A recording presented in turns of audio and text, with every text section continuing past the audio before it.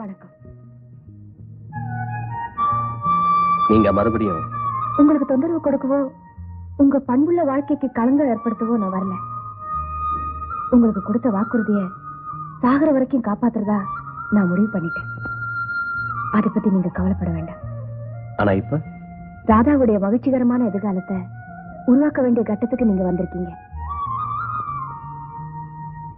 என்னுடைய கடமையை பத்தி எனக்கு தெரியும். அதுல எனக்கு சந்தேகம் இல்ல. மிஸ்டர் மோகன்குமாருடைய மகனை ராதா காதலிக்கிறதும், ஆனா அந்தஸ்து காரணமா அந்த கல்யாணம் தடைபட்டு போனதும் எனக்கு தெரியும்.